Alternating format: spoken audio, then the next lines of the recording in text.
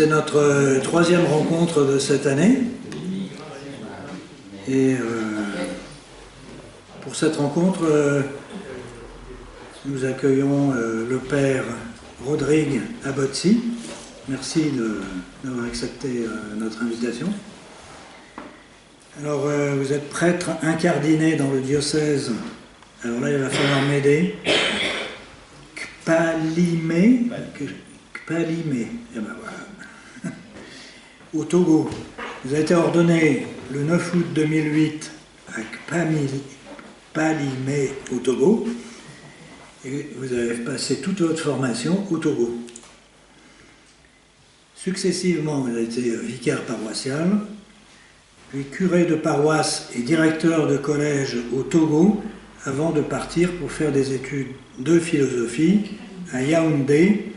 Vous avez fait un master.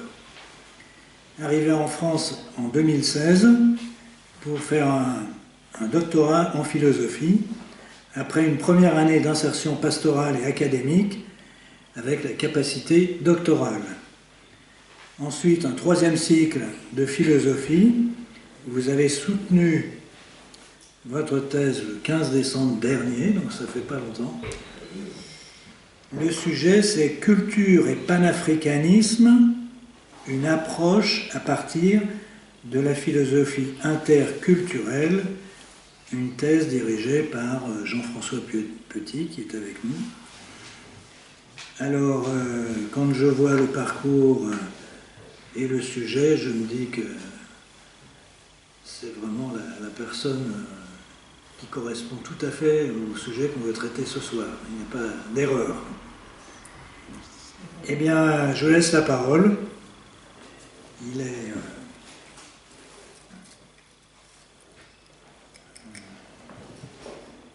20h, vous avez 45 minutes.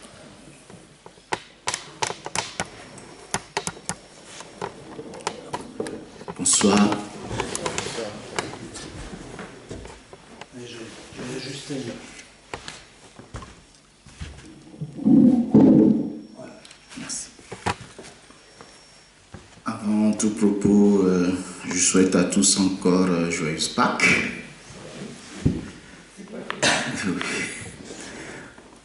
Et aujourd'hui donc, j'aimerais partager avec vous donc mes réflexions sur le panafricanisme, réflexions entamées quelques années déjà avec le parcours que vient d'évoquer Claude. Vous n'êtes pas sans savoir que la question du panafricanisme connaît aujourd'hui une forme de renaissance ou de regain, que ce soit en Afrique ou en Occident et puis ici en France. J'en veux pour preuve, la dernière fois j'ai été contacté par KTO pour essayer d'en parler un peu suite au premier congrès mission qui eut lieu au Togo, où l'archevêque de Lomé essayait de rassurer les chrétiens en disant qu'il ne trahissait pas l'Afrique et les Africains en devenant chrétiens, contrairement à ce que soutenaient les panafricanistes qui appelaient donc à un retour aux religions traditionnelles ou à la création ou la promotion d'églises locales séparées de l'Occident. Un peu pour preuve aussi, vous le savez, pour ceux qui suivent l'actualité, l'interdiction de diffuser l'interview d'un militant et idéologue panafricaniste, Kémy Séba, sur une chaîne publique, LCP, parce que le panafricanisme et Kémy Séba seraient perçus comme des agitateurs. On peut aussi, pour illustrer toujours cette actualité, évoquer la récente visite de Macron en Afrique centrale, où dans une interview qu'il donna au journal Le Point, le 9 mars, il disait que ce qui se joue en Afrique au plan politique est lié au panafricanisme. C'est dire que le sujet est transversal, ça touche la religion, la politique, l'économie, le social. C'est aussi dire que la question aujourd'hui d'actualité, je n'oublie pas tous les travaux scientifiques qui sont publiés ici et là. Donc c'est dans ce cadre aussi que s'inscrit ma thèse.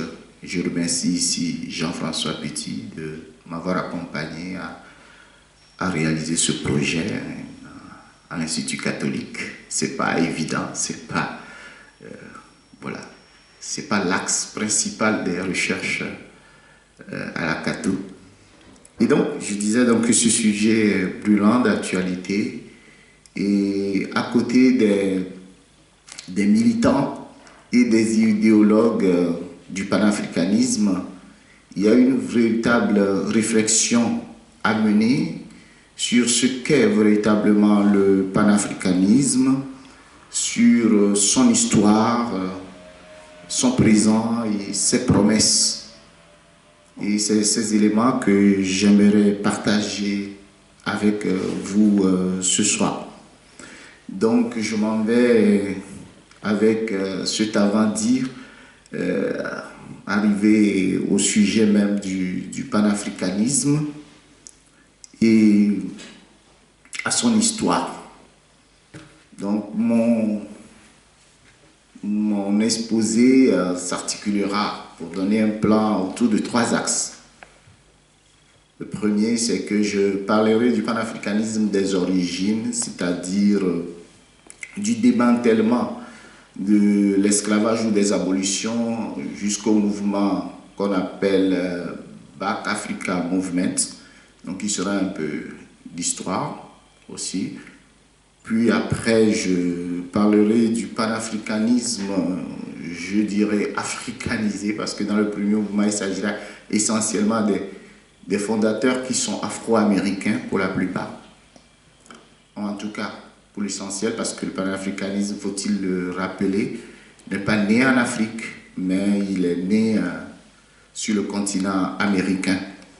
Ensuite, donc, je parlerai du panafricanisme sur le sol africain, son retour sur le continent africain.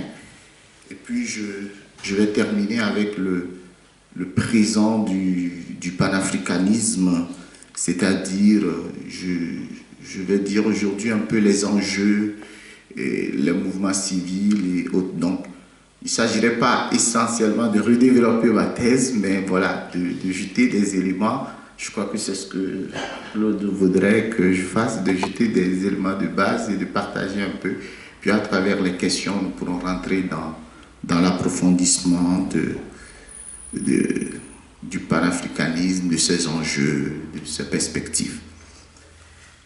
Et donc, pour le premier point, nous allons parler des origines donc, du panafricanisme. Et entre parenthèses, j'ai préparé un texte, mais que je ne vais pas lire parce que j'ai oublié la souris que le père Marc m'a ramené.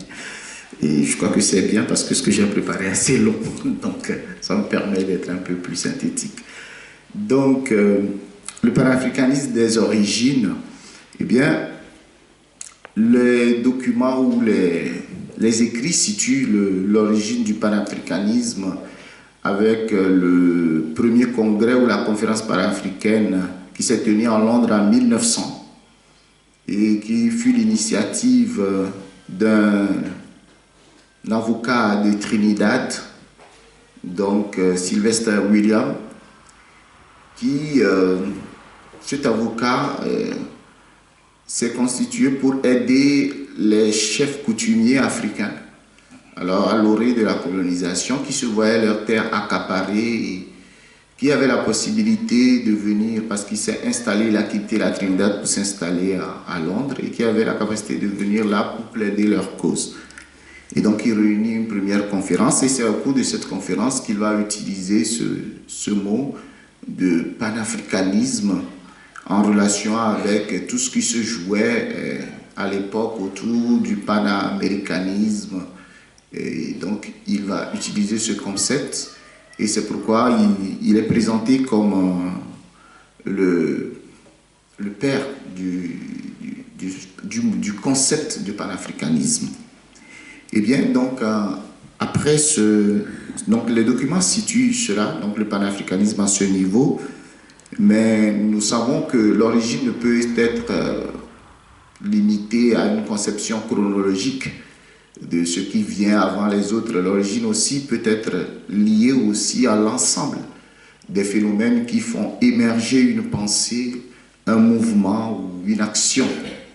Et dans ce cas, si on prend l'origine dans ce sens, le panafricanisme remonte à plus loin. Et on pourrait donc distinguer ce côté institutionnel qui est souvent développé dans les écrits, et puis un autre côté qui est moins formel, qui est donc l'ensemble des mouvements de résistance des peuples noirs à l'oppression, à la domination. Et en cela, on peut remonter, si on le veut, le panafricanisme jusque dans l'antre des navires négriers qui ramenaient les Noirs vers le Nouveau Monde, les Amériques, et aussi aux révolutions qui ont eu lieu dans les plantations américaines, et ces révolutions qui ont conduit à la création du premier État noir, donc Haïti, donc, et aussi au mouvement abolitionniste. C'est-à-dire que si on veut parler de l'origine du panafricanisme, on ne peut pas faire abstraction donc, de cette histoire-là, de ce que Paul Gillois a appelé l'Atlantique noir, c'est-à-dire non seulement la traite négrière, mais aussi l'ensemble de circulation de pensée, de culture et d'hommes entre l'Afrique, les Amériques et l'Europe. Donc c'est tout cela qui peut être aussi présenté donc, comme les origines du panafricanisme. Ceci dit, c'est avec les abolitions de l'esclavage, surtout en Amérique, que les mouvements panafricains vont prendre de l'essor.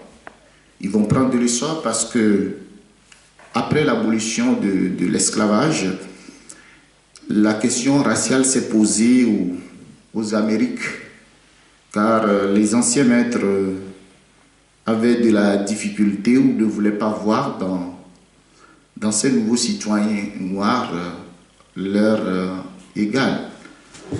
Les Noirs vont donc se mettre à lutter pour leurs droits, les droits civiques. Mais pour une certaine partie, une grande minorité de ces Noirs-là, ce serait qu'une illusion de penser qu'on pourrait devenir citoyen dans ce nouveau monde et particulièrement dans les États-Unis. Donc, ils vont plutôt opter pour que soit mis en place un mouvement de libération qui pour eux n'est possible que par le retour des descendants, donc des afro-descendants en Afrique. Pas pour eux n'est possible un État africain ou un espace de liberté pour des Noirs que sur le continent africain.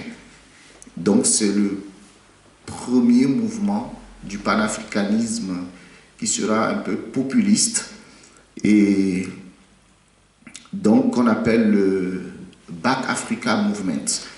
Donc la grande figure de ce mouvement fut Marcus Garvey.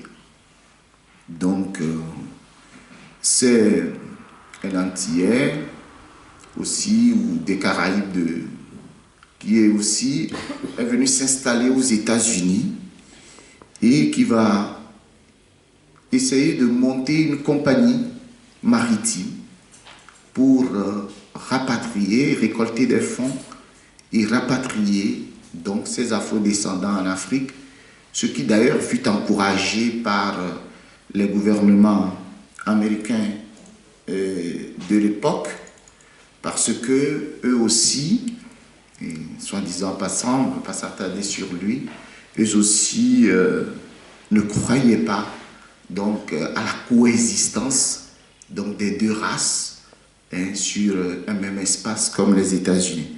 Donc ils vont aider donc, Marcus Garvey dans son mouvement. Sauf que ce mouvement populiste qui fut appelé sionisme noir, parce que ça appelait un peu à l'image de ce qui se était promu, ou en tout cas ce qui était voulu pour les Juifs. D'ailleurs, les peuples ou les panafricanistes de ce temps se plaisaient à comparer la situation des Noirs à la situation des Juifs. Comme deux peuples opprimés, ils voyaient vraiment une grande similitude. Marcus Garvey donc, va initier ce mouvement qui en réalité, ou en tout cas les historiens lui donneront le nom plus d'un pan-négrisme.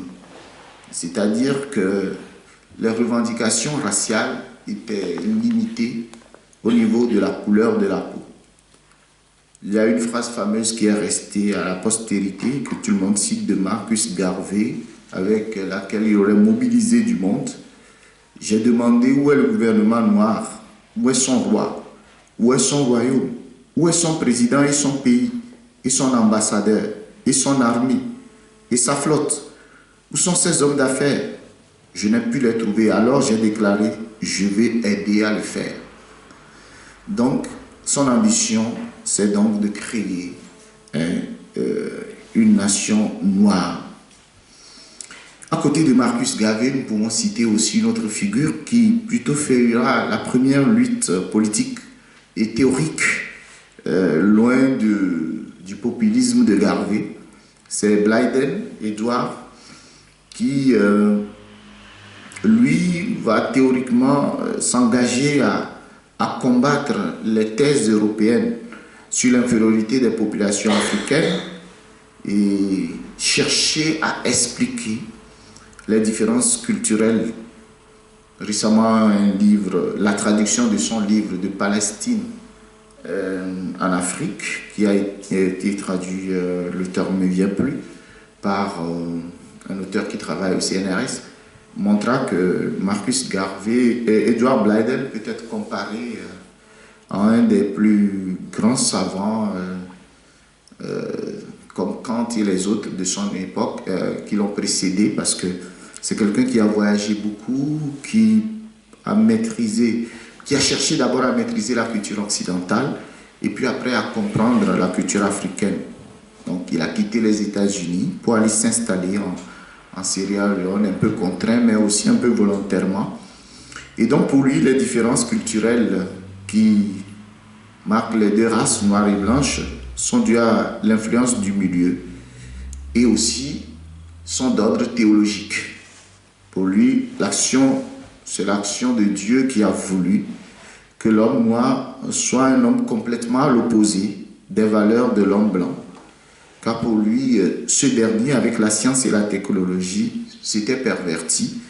Et Dieu a voulu que l'homme garde ses valeurs, qui seront plus tard, on le dira, appelées les valeurs de la négritude, afin que l'homme blanc, les contemplant, puisse revenir à l'humanité.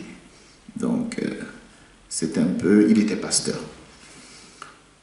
Donc, au-delà, pour résumer ce Black Africa Movement, et au-delà de ce que aujourd'hui les gens appellent de la démagogie et du populisme qui le caractérisa, il eut le mérite quand même d'affirmer pour la première fois un projet d'une nation africaine réalisable et aussi de thématiser un ensemble de valeurs qu'ils vont appeler les valeurs africaines et enfin de poser les prémices de ce qu'on pourrait appeler une forme de décolonisation de l'esprit, c'est-à-dire une invitation aux Noirs à ne pas s'enfermer dans les théories racistes ou racialistes de l'époque.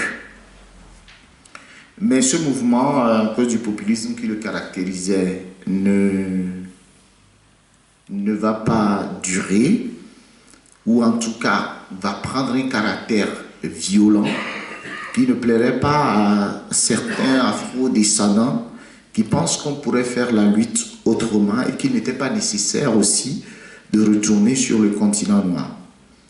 Parmi eux, et la figure qui se distingue, c'est William Dubois, qui fut un sociologue et qui va véritablement mettre en forme de manière théorique le panafricanisme, parce que ce fut un grand érudit lui aussi, et il avait cet avantage de venir des deux milieux par sa famille.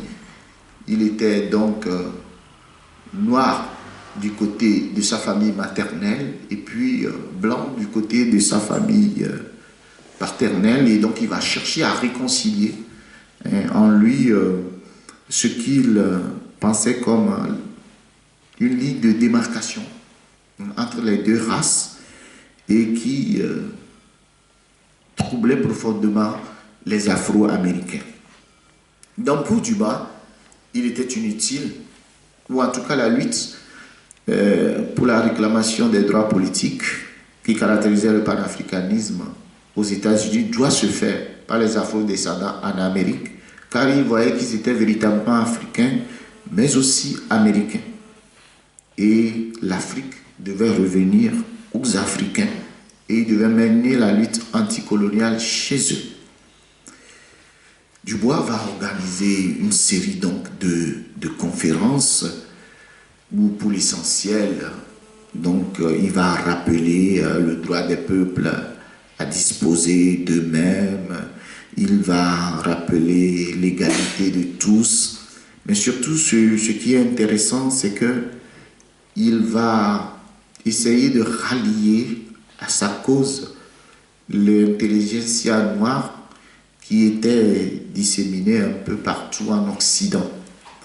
C'est ainsi qu'il va organiser à Paris le premier véritable congrès panafricain, parce que l'Afrique étant sous domination, il était impossible d'organiser ce congrès là-bas en 1929 en Afrique même, et aussi parce que on voyait dans le panafricanisme, en tout cas à l'Occident, un mouvement subversif, et vouloir l'organiser aux États-Unis était impossible, et vouloir l'organiser aussi ailleurs devenait difficile, et seul Paris avait donné l'autorisation que cela soit organisé à Paris, sauf que Dubois n'eut pas le visa pour venir. Donc, pour des panafricanistes aujourd'hui, c'était une intention peut-être pour pouvoir étouffer le mouvement. Néanmoins, le congrès eut lieu et il organisa d'autres congrès plus tard, mais le congrès le plus marquant fut celui de 1958 qu'il va organiser sur, d'abord 1945, pardon, le 5e congrès, qui va s'éloigner complètement de la revendication des droits et s'orienter vraiment dans la lutte anticoloniale. Donc on va parler de la question de la balkanisation de l'Afrique, donc de sa division territoriale. On va réclamer la lutte contre la pauvreté pour la première fois, la malnutrition. On va réclamer le droit aux Africains qui travaillent même dans les colonies à avoir des syndicats.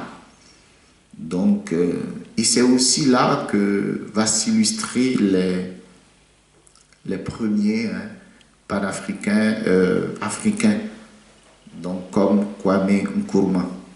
Rappelons que déjà dans les congrès précédents, d'autres panafricains du monde francophone aussi vont rejoindre le mouvement, comme Aline Diop, même s'il ne participa pas activement à l'élaboration, et ou Senghor ou Césaire aussi, qui s'intéressera au mouvement. Donc la majorité des participants en 1945 étaient africains et représentaient toutes les classes sociales de l'Afrique. le nationalisme africain commença donc à naître et le mouvement panafricain va être dorénavant placé sous le signe de l'Afrique aux Africains. Et le panafricanisme va apparaître aux yeux de cette intelligentsia comme la seule doctrine qui pourrait inspirer leur action et donner consistance à leur pensée pour pouvoir réclamer l'autodétermination. À partir de ce moment donc, le panafricanisme va revenir sur les terres africaines où ce qu'on pourrait appeler, il y aura une réappropriation africaine du panafricanisme. Et cette réappropriation africaine du panafricanisme va se faire surtout dans le monde anglophone dans un premier temps, puis après va gagner le monde francophone. C'est pourquoi aujourd'hui, l'une des figures qui est souvent citée pour parler du panafricanisme en Afrique, c'est Kwame Nkrumah, qui fut le premier président de la République du Ghana. Et pour la petite histoire, pour montrer le retard que voilà, les colonies africaines ou l'intelligentsia francophone africaine a pris, on remarque souvent que les pays anglophones, en tout cas en Afrique de l'Ouest, la plupart ont changé de nom aux indépendances et ont voulu pour la plupart reprendre le nom d'anciens royaumes africains, le Mali, le Ghana. Et là, par contre, pour les colonies françaises, le cas le plus cité, c'est la Côte d'Ivoire, qui va garder son nom de colonie. Et on le verra dans l'histoire politique de l'unité africaine, que même si entre-temps, Houphouët-Boigny, qui est le père de l'indépendance de ce pays, à un moment donné avec la RDA et le Parti démocratique africain, voulu défendre le panafricanisme, a toujours dit que voilà, l'Afrique devait, ou en tout cas son pays, devait s'insérer dans une relation particulière avec la France. Bien, ça c'est une anecdote. Et revenons donc au panafricanisme sur les terres africaines.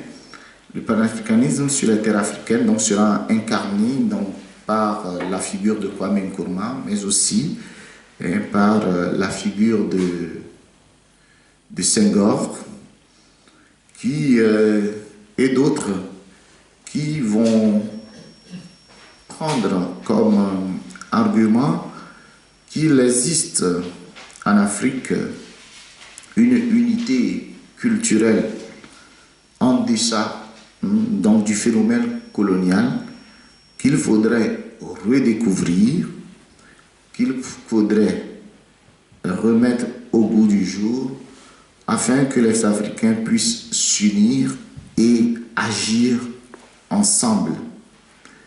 Autrement dit, pour ces pères du panafricanisme, nous avons donc une unité spirituelle en Afrique. Et cette unité spirituelle est capable de nous faire agir ensemble. Donc, cela a été appelé par beaucoup de philosophes africains comme une forme de mythe culturel qui sera mobilisé pour le projet panafricain. Ce mythe culturel,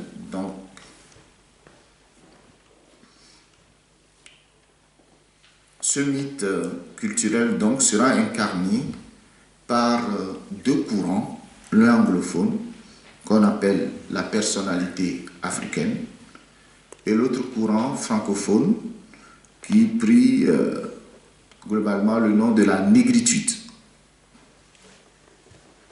Donc, le courant de la personnalité africaine sera un courant moins essentialiste, alors que le courant de la négritude sera un courant très essentialiste. Néanmoins, les deux courants se réclament d'une forme d'authenticité culturelle africaine.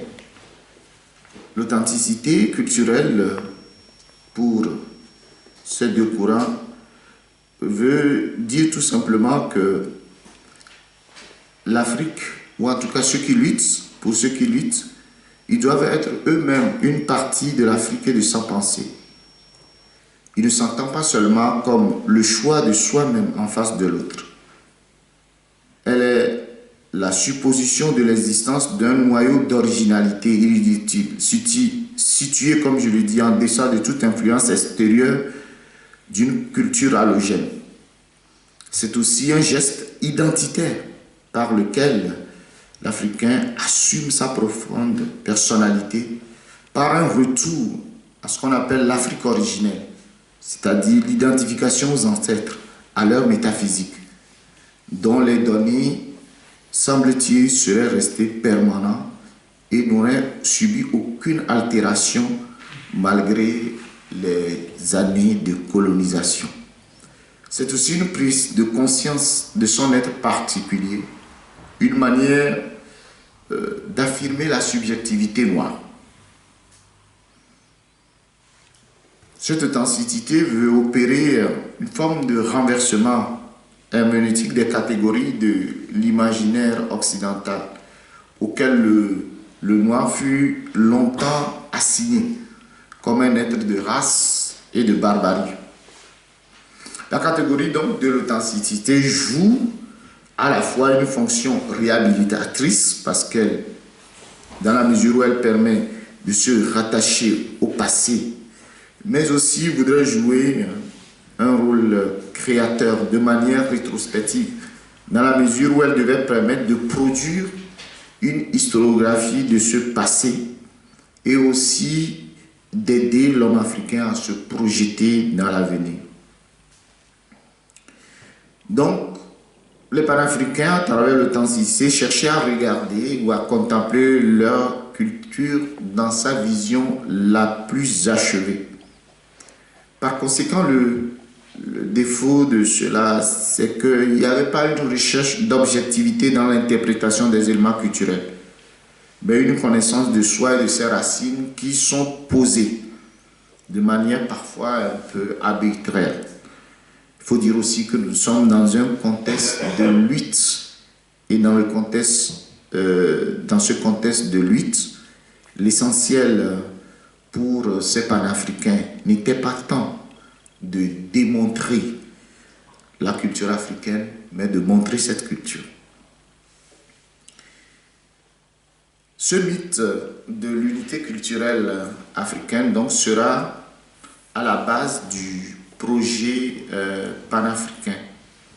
Mais disons quand même quelques mots de la négritude. La négritude, qui aussi est un courant qui a alimenté d'une certaine manière le panafricanisme, même s'il ne s'identifie pas totalement au panafricanisme, parce que la négritude, et là encore il faudrait peut-être distinguer la négritude senghorienne, Senghor qu'on connaît beaucoup en France, et aussi de son ami qui est aussi bien connu en France, d'Aimé Césaire. En tout cas, pour les panafricains, la négritude de ces deux auteurs ne sont pas les mêmes. Pour eux, même si Senghor est convaincu, comme lui-même il le dit, que ce qui lie les Africains est plus profond, ce qui nous lie est au-delà de l'histoire. Il est enraciné dans la préhistoire. Il tient la géographie et l'ethnie, et partant la culture. Il est antérieur au christianisme et à l'islam. Il est antérieur à toute colonisation. C'est cette communauté culturelle que j'appelle africanité. Mais la conviction de Senghor d'une unité culturelle africaine est souvent mise à mal par les auteurs surtout du monde anglophone et aussi par son ami Aimé Césaire, qui voit plus une forme de poésie, de contemplation, qui ne pousse pas à l'action libératrice, d'une part, et aussi la volonté de Senghor d'aller très rapidement, je dirais, donc, vers une culture de l'universel, fait qu'il ferait, selon ses détracteurs, des raccourcis et avait bien souvent, dans ses écrits, une vision onirique et parfois une admiration aussi pour l'Occident. Vous connaissez sa fameuse phrase la raison est hélène et l'émotion est nègre, même si après il s'en est défendu d'une mauvaise compréhension de cette phrase par ceux qui l'ont lu.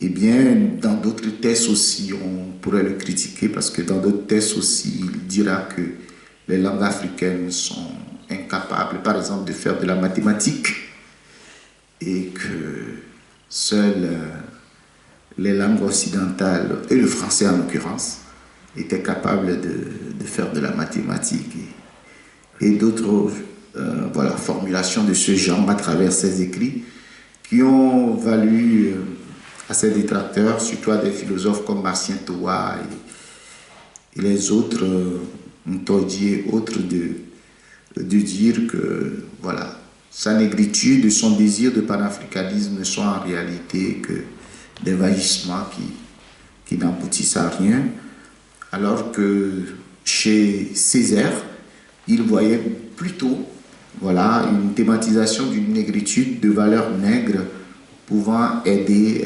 l'Afrique à son émancipation. La personnalité africaine qui était thématisée du côté du monde anglophone pour soutenir les thèses panafricaines mettait pour l'essentiel en exergue les valeurs familiales, les valeurs de la communauté et surtout le collectivisme qui, pour Nkrumah, que Nkrumah appelait plutôt une forme de communalisme où les Africains traditionnellement aiment vivre ensemble et mettre les choses ensemble. Et donc pour eux, ce communalisme qui est traditionnel en Afrique pourrait aider à un projet continental. C'est donc aussi le deuxième moment, donc j'en viens donc au deuxième moment du retour du panafricanisme en Afrique, parce que il va avoir donc se fondant sur cette unité culturelle, ou ce mythe de cette unité culturelle, de cette histoire commune, qui n'est pas seulement l'histoire de la domination ou de l'oppression partagée, comme au niveau des afro-descendants en Amérique, mais qui aussi est une histoire qui existe en deçà même du colonial. Eh bien, Nkrumah et certains panafricanistes vont essayer de vouloir construire un État continental qui ne sera pas sous le mode d'un fédéralisme, mais vraiment d'un État africain aux dimensions de tout le continent. Je rappelle, parce que j'ai sauté certains aspects, je rappelle que à partir de Dubois, nous sommes sortis donc de la limitation du panafricanisme à la couleur de la peau. Donc, le panafricanisme qui, au départ, était une affaire des peuples noirs, donc avec le projet de Nkrumah et de Dubois, d'ailleurs, va s'étendre aussi à l'Afrique blanche. Et donc, parce que pour Dubois, quand lui il parle de race noire, comme lui-même il le définit dans ses œuvres, dans la préservation des races, c'est l'ensemble des peuples dominés, qu'ils soient noirs, qu'ils soient jaunes. Pour lui, tous ces peuples qui sont dominés rentrent dans ce mouvement panafricain d'émancipation. Et donc, c'est ce que Nkrumah va reprendre, c'est pourquoi il va élargir son projet à toute l'Afrique. 3 points caractérisent profondément ce projet. Le premier, c'est de réaliser donc un État africain territorial où les frontières créées par la colonisation suite à la conférence de Berlin ne devraient plus exister. C'est-à-dire donc que les États africains devraient abandonner progressivement leur souveraineté pour pouvoir créer cette nation-là afin d'être fort face aux autres continents. Déjà, d'ailleurs, dans la préservation des races, Dubois faisait remarquer que les races qui ont pu avancer, c'est les races où les peuples se sont unis. Et donc, il était nécessaire pour la race noire aussi de réaliser cette unité. Ensuite, l'unité africaine devait être aussi une unité économique. Unité économique où les politiques d'économie devaient être décidées ou produites de manière continentale.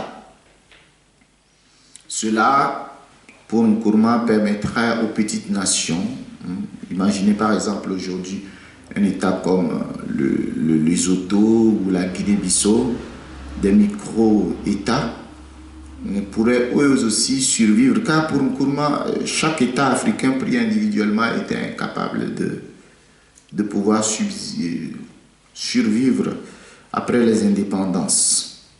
Donc, il prônait aussi cette unité économique. Nkrumah, malheureusement, dans son projet panafricain, va se heurter. Donc, il y aura deux groupes.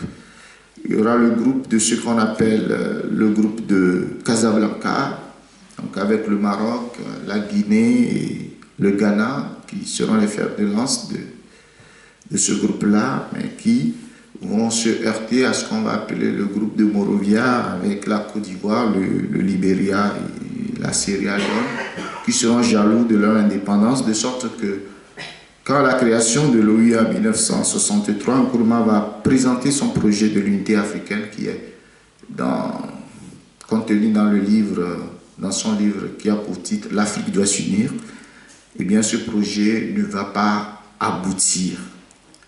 Néanmoins, ce projet restera dans la mémoire africaine comme la seule possibilité pour les États africains de retrouver une émancipation, un développement et de répondre aux défis de la modernité.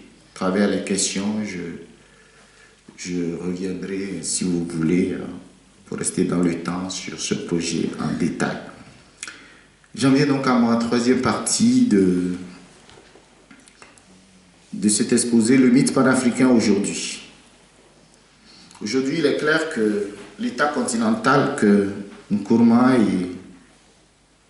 et les panafricanistes comme Dubois, Padmore et aussi les panafricanistes de la deuxième génération comme Thomas Sankara et les autres, ou même dans une certaine mesure Kadhafi, ont voulu, et cet État continental n'est pas advenu.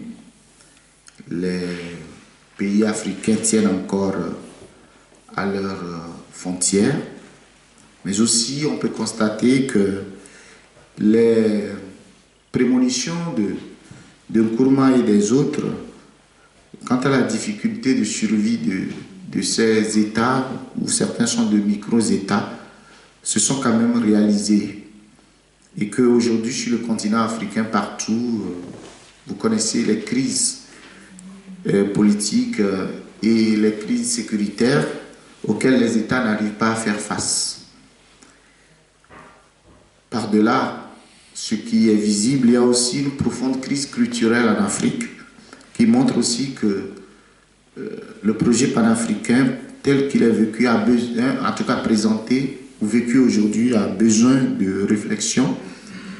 Cette crise culturelle vient du fait que jusqu'à ce jour sur le continent africain, il y a il y a une forme d'écartèlement culturel, où en même temps qu'on revendique un nationalisme africain, presque tout ce qui est fait et produit sur ce continent est une imitation de l'Occident. Cela voudrait dire donc qu'il faut une nouvelle articulation théorique autour de la communauté d'intérêt dont il est question quand on parle du panafricanisme. Il faut pour cela l'adoption d'une philosophie ou d'une idéologie nouvelle.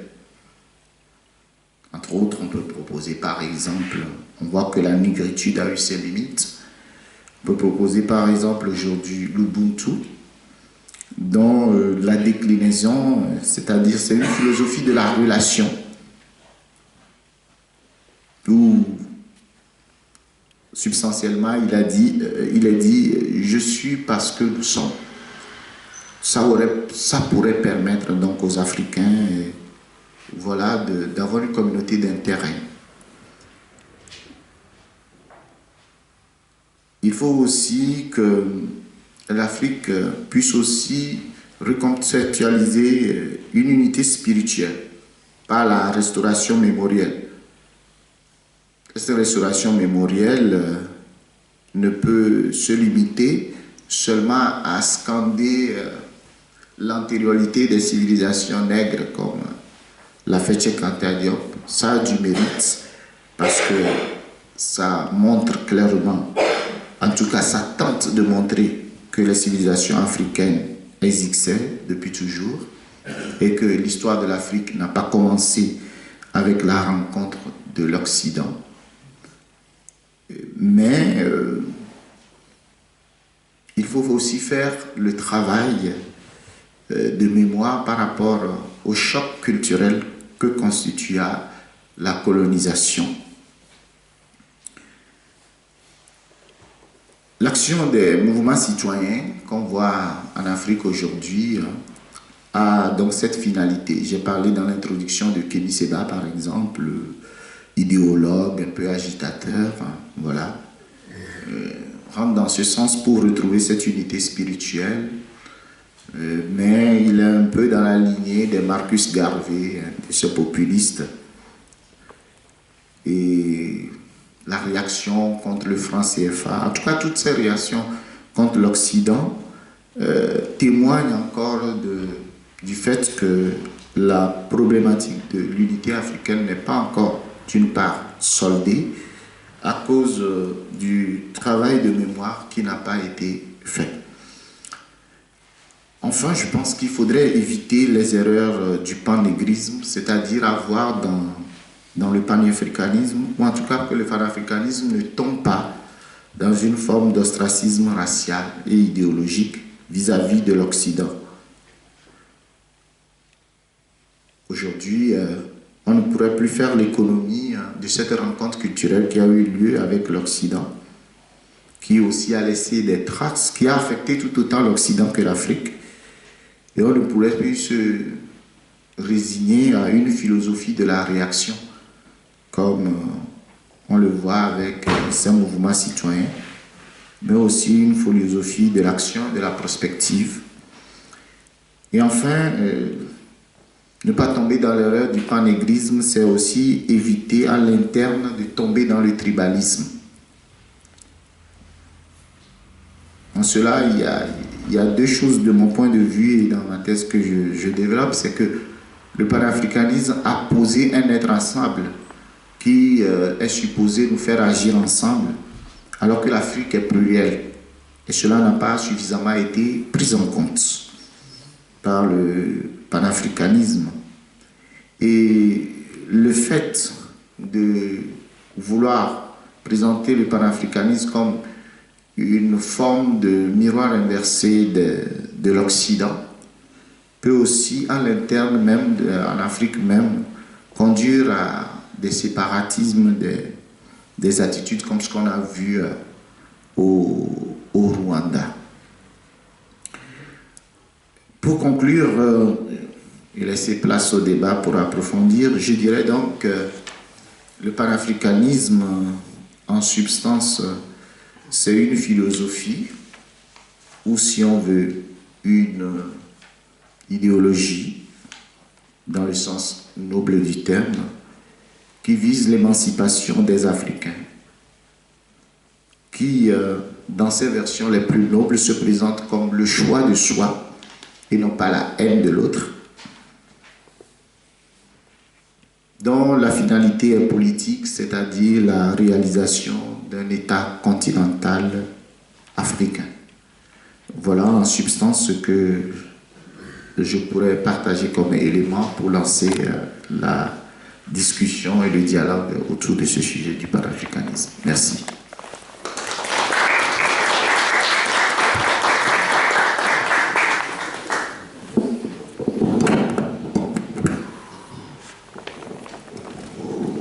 Merci pour cet exposé. Parce que nous, autant nous connaissons des Africains, parce qu'il y en a beaucoup ici, mais les projets politiques, je pense qu'on les connaît un peu moins. Alors on va passer à la deuxième partie. Je vais passer le micro à des gens qui veulent poser des questions.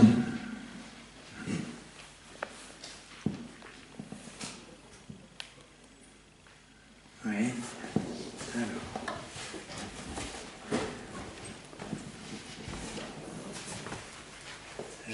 J'arrive avec le micro.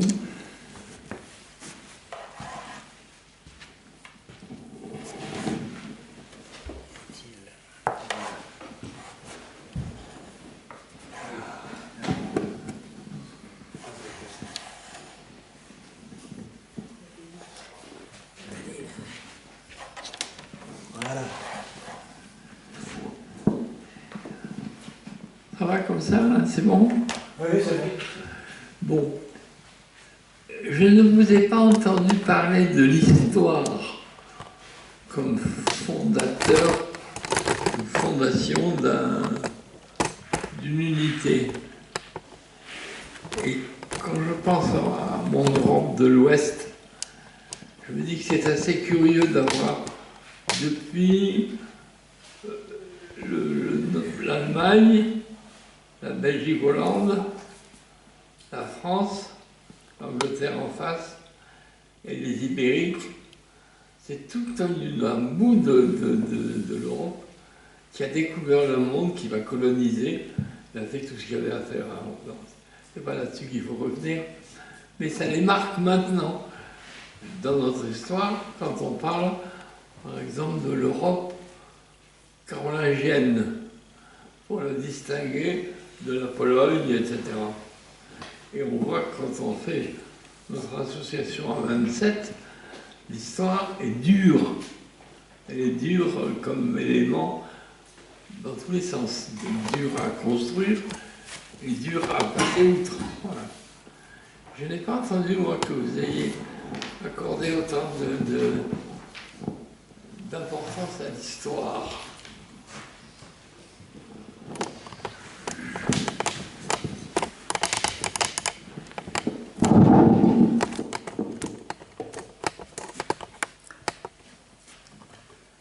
Oui, l'histoire, je l'ai évoquée, effectivement, sans m'attarder là-dessus, même si j'ai fait un long développement dessus dans ma thèse. Donc, la question de l'histoire en Afrique joue un grand rôle dans la thématisation ou la mise en forme théorique du panafricanisme. En cela, c'est Cheikh Anta Diop, donc un historien, un scientifique, aussi, en tout cas un anthropologue, il a touché à tous les domaines, africain qui s'est spécialement attaché à donc ce travail historique. Ça s'est fait dans un double mouvement. D'abord, dans un premier mouvement, la finalité, c'était de déconstruire les thèses hegeliennes sur une Afrique sans histoire. Donc dans cette histoire-là, Cheikh Anta Diop, et même avant lui, Blyden dont j'ai parlé, et d'autres auteurs encore, ont tâché de relier donc l'histoire de l'Afrique, en tout cas de voir la naissance de l'Afrique, de l'histoire africaine avec l'Égypte antique.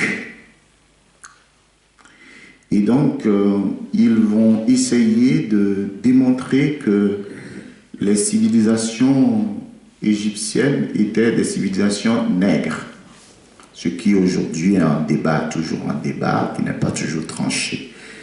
Parce que le royaume, en fait, ça c'est une parenthèse du royaume où l'empire de l'Égypte antique s'étendait des côtes de la Méditerranée jusqu'à la Nubie au niveau d'Éthiopie. Donc on pouvait avoir et des Noirs et de la race blanche dedans, de mon point de vue. Mais toujours est-il qu'ils ont rappelé cela. Et donc, c'est le fondement, en tout cas la base de tout le développement historique qui sera fait. Il y a aussi cette partie de l'histoire partagée. Donc l'histoire partagée de la colonisation et de la domination. Donc voilà les deux éléments qui seront au cœur de toute la pensée, hein, de la conscience historique que va développer Cheikh Anta Diop, qui pour lui, cette conscience historique, hein, de cette continuité de l'Afrique d'aujourd'hui avec l'Afrique précoloniale découverte par le monde occidental et aussi l'Afrique et l'Égypte antique. Je présente avec votre question aussi, est-ce que quand vous parlez de l'Europe, est-ce que cette histoire, les conflits qui les ont traversés en Afrique, est-ce qu'il y a eu des conflits qui ont traversé l'histoire africaine, comment les peuples africains se sont installés les uns à côté des autres, et comment ils ont vécu leurs relations à travers le temps. Malheureusement, c'est ce que je disais un peu à la fin de mon exposé, malheureusement, à part Joseph Kizerbo, qui fait, donc c'est un historien africain qui fait beaucoup d'esquisses sur cette histoire et montre le côté conflictuel aussi qui exista dans l'histoire africaine avec les conquêtes et l'établissement des royaumes. Non seulement Cheikh Anta Diop et les autres se contentent de décrire la gloire de ces royaumes à travers le temps. Donc Kizerbo est l'un des rares qui montre que cette histoire a été conflictuelle et donc il faudrait le prendre aussi en compte dans la constitution du projet africain et qu'il ne suffirait pas seulement de décrire le passé africain comme un paradis perdu qu'il faudrait retrouver, et qui pourrait servir au développement et à la réponse aux questions que pose la modernité aujourd'hui. Je ne sais pas si j'ai assez suffisamment répondu.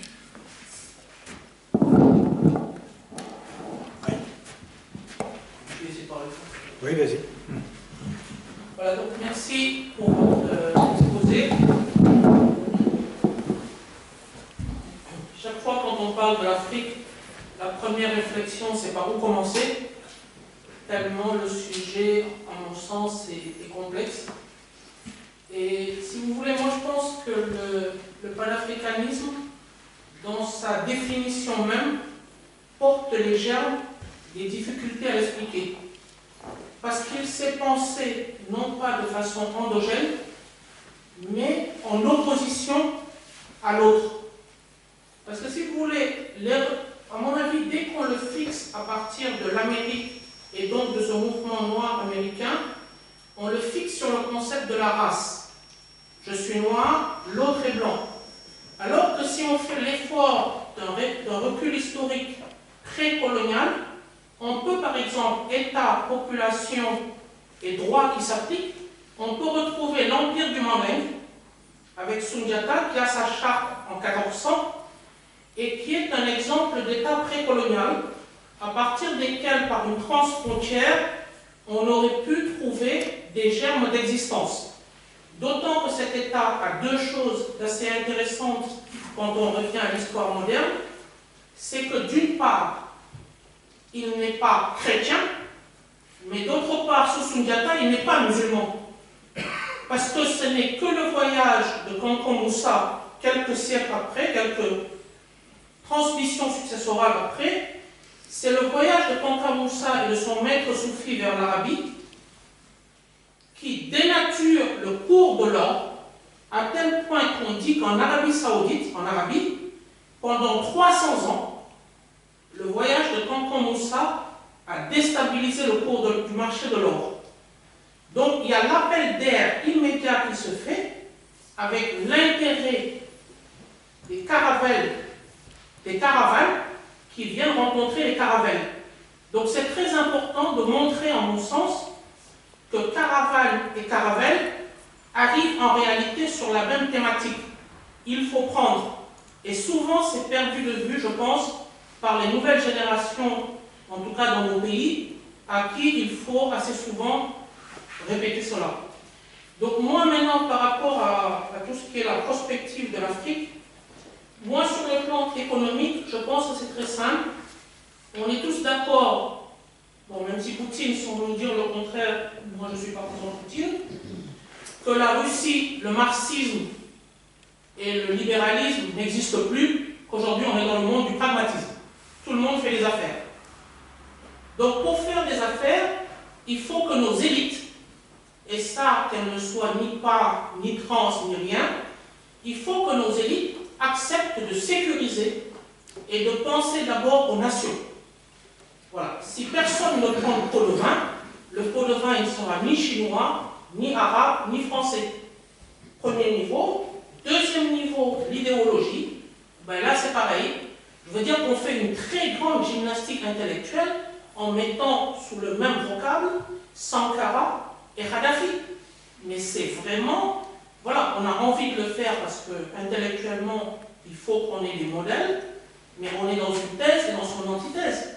Parce qu'aujourd'hui, derrière l'idéologie du nouveau mouvement panafricain, il y a une substitution d'élite, et cette substitution d'élite, qu'on le dise ou qu'on ne le dise pas, il y a des tendances salafistes très très fortes. L'argent, il ne tombe pas du ciel. Ceux qui n'ont pas de financeurs institutionnels normaux se font financer par de l'argent honteux. Et cet argent honteux, il ne peut pas créer rien du tout. Ensuite, au niveau religieux, moi je pense encore que là c'est pareil, il ne faut pas avoir honte des caravelles. Voilà, Jésus a pris une caravelle, d'autres ont pris une caravane, et d'autres étaient là ou pas. Donc aujourd'hui, au-delà de ces conceptions spirituelles, il y a derrière un véritable accaparement de pouvoir. Et c'est un jeu de pouvoir temporel qui est en train de se passer. Voilà. Kémy Séba, moi je trouve honteux, on le cite comme exemple. J'ai bien été content que mes deux pays n'en veulent pas, parce que c'est quelqu'un d'extrêmement dangereux. Il faut, voilà, moi je m'en parle sans retenue. Sur le franc CFA, c'est un démagogue. Il raconte tout et n'importe quoi. Et malheureusement, avec des bouts de phrases, on fait des buzz. Et c'est exactement ce qui est en train de se passer avec ces gens-là. Donc c'est, voilà. Je pense qu'aujourd'hui, la solution pour l'Afrique, c'est que les États au plan institutionnel, de toute manière, l'Europe a montré les limites de la chute des frontières, puisque l'Angleterre est même partie, donc ça ne se passera pas. Il faut que celui qui reçoit un marché public le gère dans les intérêts des populations, voilà, et que les 1 euro qui rentrent, ou les 1 rial, un quelque chose, aillent aux populations auxquelles elles sont destinées. Que des élections transparentes se passent, démocratiques, à date et à temps fichu, et que celui qui aura 50% plus une voix soit élu. Et à partir de là, on rêvera de l'Union africaine, où ils votent, mais quand ils votent, ils ne sont même pas d'accord. Je ne sais pas si vous avez dû avoir dans vos recherches les coulisses de ce qui s'est passé, de ce qui se passe au Caire. Ils sont fait installer des ordinateurs par la Chine, ils n'ont même pas vérifié qu'il n'y avait pas d'antivirus. Donc les données de l'Union africaine allaient en Chine en temps réel. Mais au secours, quoi. Non, mais... Voilà. Merci. Merci. Donc, il y a un ensemble de choses. Bon, rapidement, qu'est-ce que je pourrais dire? D'abord, c'est vrai, la question de l'Afrique même pose problème. Hein, oui, on le sait. Je crois que Souleymane Bachir Diagne, dans l'Angle des savants, faisait remarquer justement que quand l'Afrique, dans sa pluralité aujourd'hui, est-ce qu'il faut parler de l'Afrique? Quand on parle de l'Afrique, on parle de l'Afrique du Nord, de l'Afrique subsaharienne, de l'Afrique lusophone, de l'Afrique francophone, de l'Afrique anglophone. et que finalement, pour reprendre je ne sais plus qui, il disait l'Afrique on ne connaît pas. Donc voilà. Mais en même temps, il le dit dans Enquête d'Afrique que ce n'est pas parce qu'il y a cette diversité en Afrique qu'on refuserait aux Africains le droit d'une certaine unité qu'on pourrait voir quand même dans d'autres parties du monde, quand on vient de le dire, quand nous parlons de l'Occident, voilà, quand nous parlons de l'Occident, il y a une certaine unité spirituelle. Dans ma thèse, j'ai montré comment j'ai fait écho de comment cela s'est construit avec les papes à travers l'Empire romain en opposition à l'Empire russe de l'époque et tout ça. Et d'abord, ça s'est construit autour d'une langue qui s'est imposée aussi, une langue qui a été imposée, comme le latin, et ainsi de suite. Donc, quand nous parlons de l'Occident, ça ne veut pas dire qu'il y a une homogénéisation de ces peuples, mais il y a une certaine unité spirituelle à travers l'histoire, malgré les conflits. Et en Afrique aussi, cela est possible. Peut-être qu'il faut un travail épistémologique encore plus fort pour pouvoir mettre ça en exergue. Oui, le problème de la démocratie, le problème des droits de l'homme en Afrique est un problème réel. D'ailleurs, Nandi Azikiwe, un panafricain du Nigeria, lui, quand il parlait du panafricanisme, justement, pour lui, c'est le panafricanisme qui devait permettre l'avènement de la démocratie et des droits de l'homme en Afrique. On n'en est pas encore là, mais est-ce pour autant, dire que donc le projet panafricaniste est un projet. Je pense que comme tout mouvement d'idées, c'est un mouvement qui subit des mutations. Le panafricanisme, comme disait le professeur Gervais de Pennsylvanie, c'est un mouvement dynamique, voilà, qui subit des mutations au cours du temps et qui aussi s'adapte, même si le fil d'Ariane qui est là, c'est le fil rouge qu'on suit plutôt, c'est donc cette unité-là, historique d'un peuple qui a partagé certaines valeurs. D'ailleurs, quand on démontre Cheikh Anta Diop, ça vaut ce que ça vaut, mais il y a une descente, dit-il, de la Nubie vers le sud, ce qui fait que ceux qui partaient quand même ont gardé quelque chose. Et Dubois aussi parle de cette unité spirituelle qu'on voit chez les Africains, même ceux de la diaspora, qui fait que d'une certaine manière, on dirait que c'est un Africain, quoi. Voilà. Donc, nonobstant ces problèmes-là, alors, oui, je le reconnais à travers mes travaux, je le reconnais, les panafricains ont souvent eu une admiration vis-à-vis de l'islam. Blyden disait que c'était la religion, lui-même pasteur, dit qu'il ne deviendra jamais musulman, mais qui pense que c'est l'islam qui allait sauver l'Afrique. C'était un peu contradictoire. Vous avez une Nkrumah aussi, qui n'est jamais devenu musulman, qui était chrétien, entre-temps qui disait qu'il n'était plus chrétien, mais aussi qui avait une admiration pour l'islam. Tout cela tout simplement parce que le panafricanisme s'est construit donc contre l'Occident et l'Occident chrétien. Donc donc ce n'est pas un islamisme de conviction, on le voit en tout cas, parce qu'ils ne se convertissent pas véritablement, même s'ils font l'apologie de l'islam. Donc je l'ai dit que Miseba c'est un idéologue, un peu je l'ai dit aussi que c'est un peu un agitateur, mais c'est des leaders d'opinion comme Marcus Garvey dans son temps ou Malcolm X dans son temps, et qu'on ne peut pas ignorer. Ignorer ces leaders d'opinion, c'est pour ma part laisser les discours ou leur narratif prendre le pas sur la réflexion critique. Voilà pourquoi j'ai fait allusion à lui. Et puis oui, la religion est véritablement un enjeu de pouvoir en Afrique. Ça pourrait faire l'objet d'un grand débat. Oui, on dit que En tout cas, Boussi Boulaga le disait dans un de ses livres, l'enjeu de Dieu en Afrique, ça ne relève pas seulement de la spiritualité. C'est plus que ça. Voilà.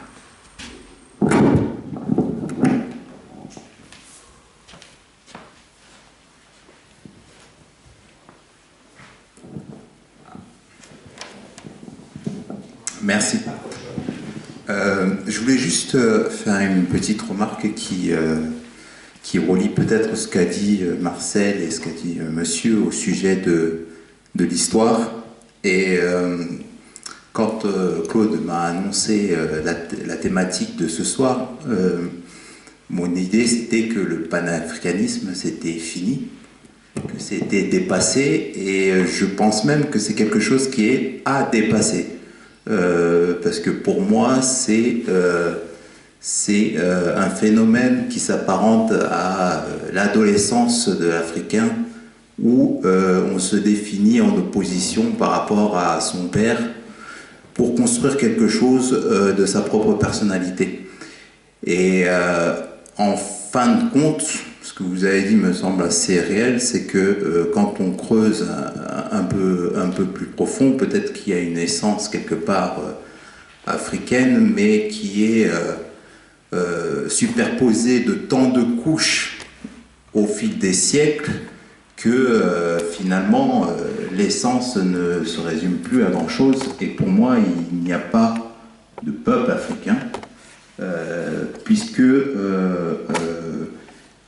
il y a, comme on peut le constater en Europe,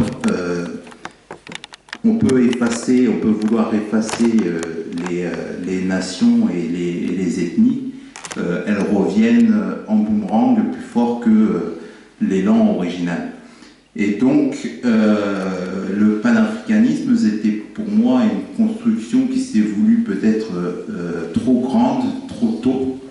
Et c'est une utopie encore plus utopique que l'Union européenne, je dirais, puisque, comme vous avez dit, l'Occident s'est forgé au fil des siècles, plus sous la houlette et de rois qui imposaient des décisions et de l'Église qui unifiait à peu près une région, et que cela, on n'a pas en Afrique. Avant de vouloir trop grand, n'est-il pas préférable de construire petit, c'est-à-dire que il faut regrouper les gens qui veulent vivre ensemble, puisque avant de construire, et pour moi c'est un problème de l'Afrique, c'est qu'on a des pays, mais dans aucun pays on a des nations. On a des multitudes de gens qui cohabitent par la force des choses et du fait de l'histoire et du colonialisme, mais il n'y a pas ce vouloir vivre ensemble qu'on peut retrouver dans des pays plus matures en Occident.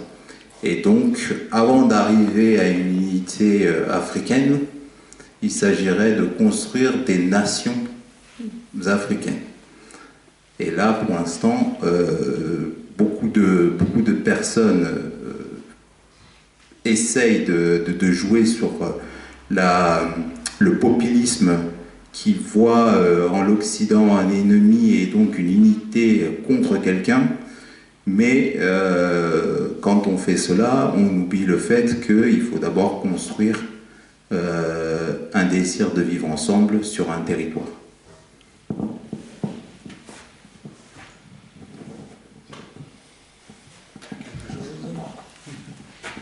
Je suis en partie d'accord donc avec ce que vous dites. Il y a nécessité de construire une nation. D'ailleurs, si on en vient au niveau pratique, c'est pourquoi l'Union africaine aujourd'hui envisage d'abord aller progressivement par l'intégration sous-régionale et puis après voir dans quelle mesure faire l'intégration continentale au plan politique. Et, bon, le panafricanisme, de mon point de vue, n'est pas à dépasser mais à renouveler. Donc c'est ce que moi j'essaie de défendre. Je suis d'accord avec vous que l'Africain, je le dis aussi dans ma thèse, l'Africain originel dont on parle n'existe plus.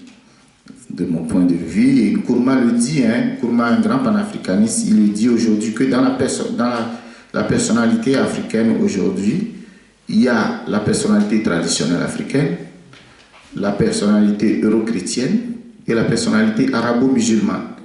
Et il dit que l'émancipation de l'Africain n'arrivera que lorsqu'il arrive à réconcilier les trois. Voilà, et c'est ce qu'il appelle le consciencisme. Donc, il faut avoir donc, à réconcilier donc, ces trois-là, cette conscience de ces trois personnalités, les réconcilier un peu comme ce que Dubois aussi voulait quand il parlait du noir américain qui est traversé donc, par son africanité et puis dans le monde américain où il vit. Donc voilà, donc je suis en partie d'accord avec toi et c'est ce que je m'ouvre dans ma thèse vers une perspective interculturelle où est prise en compte donc cette histoire-là, même si c'est une histoire traumatique et qui pourra permettre un renouvellement et donc une réconciliation de ces trois personnalités.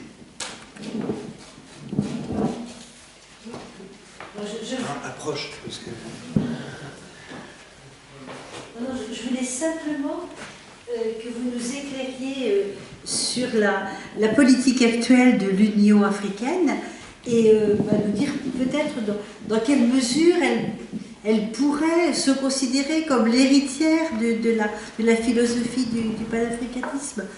Bon voilà, c'était un petit peu l'idée, parce que bon, c'est vrai que sinon ça reste sans doute une utopie. Oui, alors... ouais, voilà, le mot utopie il est revenu plusieurs fois, mais on peut avoir une acception aussi positive de l'utopie. Donc l'utopie n'est pas seulement un rêve béat, mais ça peut être une force mobilisatrice aussi. Donc bon, voilà. Et donc c'est l'utopie panafricaine, si on le veut, on peut le dire ainsi, comme force mobilisatrice. Donc, et se présente l'Union africaine, d'abord est une volonté donc, des panafricains, en l'occurrence de Kwame Nkrumah, donc, comme je l'ai dit en 1963, et qui malheureusement, quand a échoué, a donné naissance à l'OIA. Et donc, dans cette charte, et puis qui a évolué et est devenue aujourd'hui ce qu'on appelle l'Union africaine autour des années 2000. Donc, elle est héritière donc, en ce sens que le projet de Nkrumah dans l'Afrique doit s'unir. C'est sur ce projet que se fonde la charte de l'Union africaine. Et la charte de l'Union africaine n'a pas encore abandonné l'idée que des États abandonnent progressivement leur souveraineté. D'ailleurs, le Ghana l'a toujours dans sa constitution.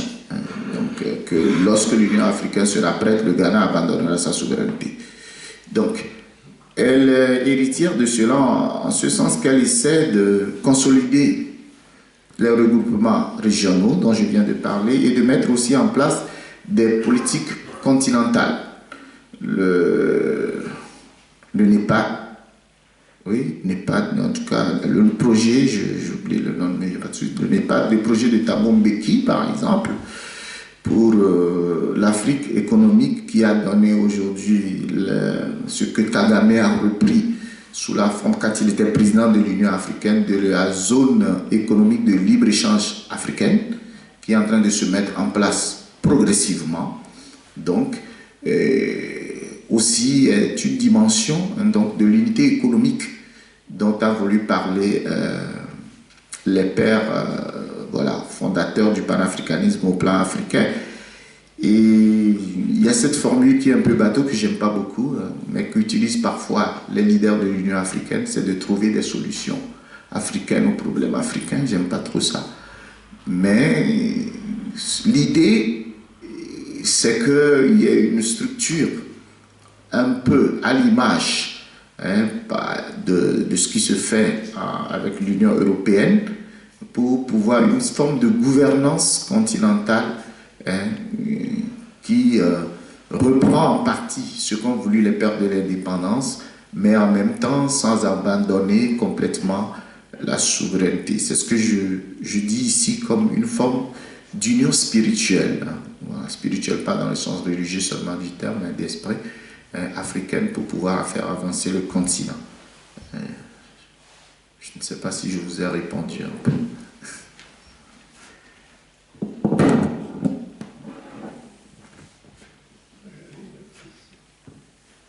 Je ne sais pas si j'ai le droit.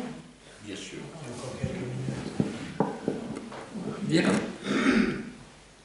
Mon fils aîné est allé faire, j'ai 93 ans, vous imaginez son âge, il est allé faire volontaire du progrès au Gabon. Et en rentrant, il me disait, il n'y a rien dans les dates qui rappelle l'Afrique. Avec les Arabes, on s'est disputé, on s'est battu, on a gagné, ils ont perdu, etc. On a des repères. Avec les Africains, on n'avait aucun repère. Pour nous, blancs, occidentaux, finalement, l'Afrique, elle n'a été connue que par la colonisation. Et à ce moment-là, si vous voulez faire votre histoire, nous, on l'a faite depuis un moment, avec les controverses qu'il faut. Ne vous amusez pas trop à copier les méthodes européennes, elles sont excellentes, mais pour vous, elles n'apporteraient pas ce que nous attendions de vous. Bon courage. Merci.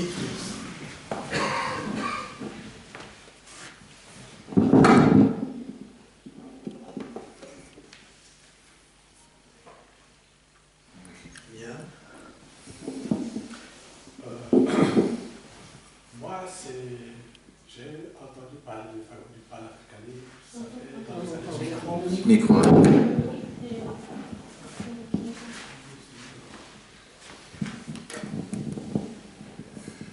J'ai entendu parler du panafricanisme, c'était dans les années 72. Moi, j'avais entre 12 et 14 ans. Après un certain moment, c'est aujourd'hui, à 50 ans après, que ce thème ressurgit dans mon esprit. Excusez, je ne connais pas le nom, à l'église, à la messe de Pâques, on a parlé de cette conférence. On a parlé de cette conférence et moi j'ai dit que non, ça peut m'intéresser, vaut mieux que j'y aille, pour écouter un peu quel va être l'axe de développement de ce panafricanisme. Parce qu'en dehors de certaines personnes qui aujourd'hui veulent incarner ce panafricanisme, moi je ne sais pas si ça va donner des résultats positifs pour l'Afrique. On va développer, bon, le thème ressurge maintenant. On va le développer dans quel axe? Dans l'axe culturel, l'Afrique est pluriculturelle. Dans l'axe socio-économique, les dirigeants africains n'arrivent pas à s'entendre sur une politique pour le développement intégral de l'Afrique.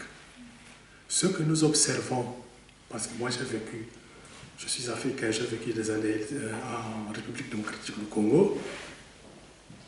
J'étais au Ghana il y a 3 ans pour essayer de comprendre un peu mieux auprès de certains proches du Kwame Nkrumah.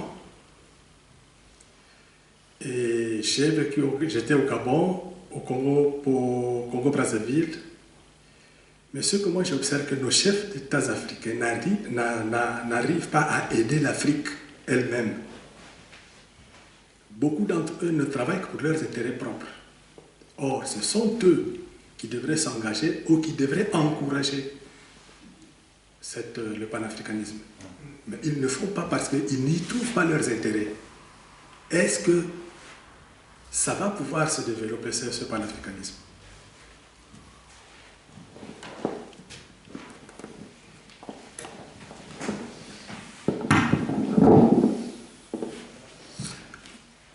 L'axe sur lequel moi je me suis attardé, je pense, c'est l'axe culturel. Et donc pour moi, ce panafricanisme renouvelé, c'est donc à travers cet axe, par une réévaluation même des traditions africaines, que je présente dans ma thèse comme quitter le niveau statique de ces traditions pour proposer plutôt des traditions dynamiques, faire une réévaluation de ça aussi, c'est comme l'a dit des intervenants tout à l'heure, c'est de quitter l'opposition entre Occident et Afrique. Et quant à la question des dirigeants africains, je pense que c'est une question complexe, mais en même temps, n'oublions pas, ce n'est pas une excuse, mais ça peut être une explication, que c'est une pensée en construction, le panafricanisme. Et c'est une pensée récente, parce qu'elle arrive sur les terres africaines et n'est pas encore complètement appropriée par toutes les populations africaines. Les dirigeants agissent dans leur intérêt, mais moi je reste convaincu, et c'est là aussi un aspect que je n'ai pas développé dans mon exposé, que Dubois a développé, Nkrumah a insisté et d'autres, c'est sur l'éducation. Voilà. L'éducation, pour moi, à terme, pourra créer une masse critique qui pourrait permettre donc de passer de cet état du continent dans lequel nous sommes aujourd'hui vers, en tout cas, les promesses ou les objectifs du panafricanisme qui restent et resteront un idéal à atteindre. Vous savez, même les droits de l'homme ne sont pas acquis. Voilà. Donc même les droits de l'homme ici, dans le pays des droits de l'homme, c'est pas encore acquis. Donc c'est toujours... Donc pour le panafricanisme aussi, moi, j'évite d'être pessimiste. Donc je reste persuadé que la formation d'une masse critique peut toujours faire évoluer la situation au plan politique. Parce que quand on parle du panafricanisme, on s'intéresse tout de suite aux dirigeants africains, comme si le panafricanisme doit être un panafricanisme forcément réalisé par le haut. Mais je le dis quelque part aussi dans la thèse que je pense qu'aujourd'hui, il faut aller vers le panafricanisme des peuples. Donc il faut réaliser le panafricanisme par le bas, donc par la formation donc, de cette masse critique-là, par divers moyens, du moyen de l'éducation, donc qui est central. Et donc on pourra aussi faire évoluer les consciences.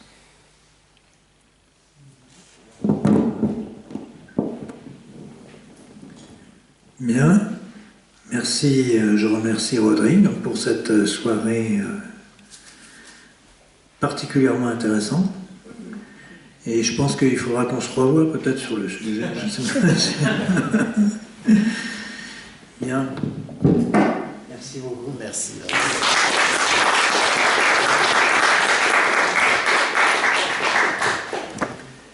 Je voudrais donner quelques nouvelles de notre académie.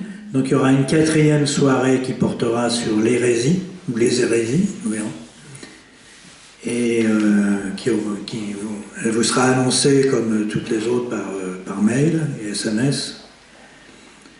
Et j'ai installé 2 corbeilles, parce que j'ai pensé que les gens, qu'on mettrait beaucoup d'argent, c'est pour ça que j'ai mis 2 corbeilles.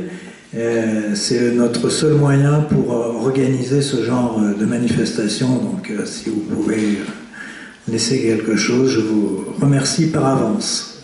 Merci à tous et rentrez bien.